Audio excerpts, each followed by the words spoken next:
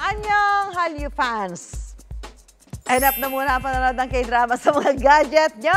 Dahil kayo mismo pwede maging star for a day sa isang Korean park na feel ang K-pop. Yan ang kwentong kalye ni JM Encinas. JM, annyeonghaseyo! Annyeonghaseyo, Susan!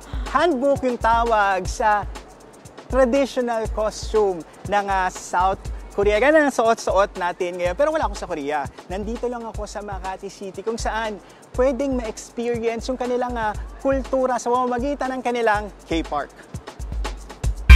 Isa ka ba sa dumaraming fan ng K-pop at K-drama?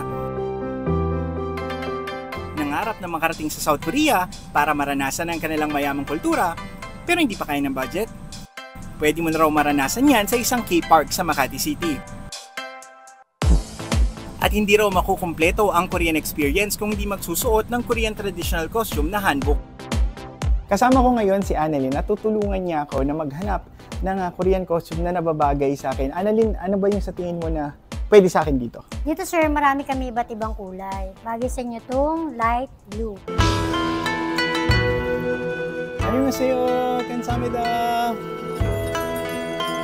Ang K-Park ay nagbukas nung last year, only in last year, 2023. Kasi napansin namin ng mga Pinoy, pag nakapunta na sila ng Korea, madalas sila nag-rent ng mga hanbok sa mga temple, ganon. Kaya napansin namin, magugustuhan nila dito. Ang magkaibigang sina Marlo at Roslyn, aminadong K-pop at K-drama fans.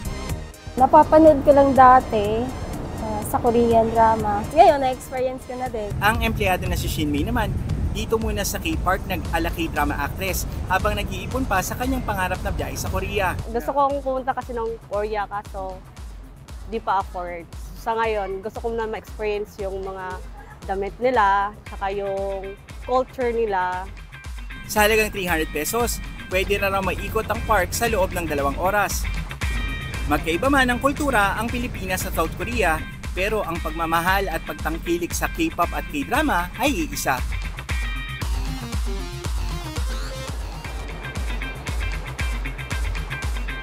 Susan, bata, matanda talaga nga namang enjoy na mamasyal at ma-experience yung kultura ng Korea dito sa kanilang K-Park. JM, kumusta naman ang panahon dyan? Lamig din ba sa Korea? Siyempre, di ba, pag nagsuot ka ng ganyan, dapat medyo malamig. Kung hindi, pag mainit, tumagaktak ang pawis mo.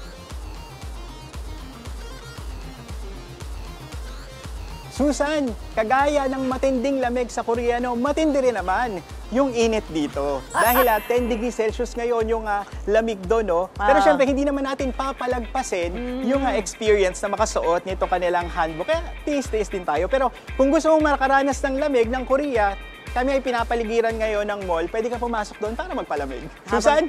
Habang nakasuot niya, di ba? Maraming salamat, JM Encinas.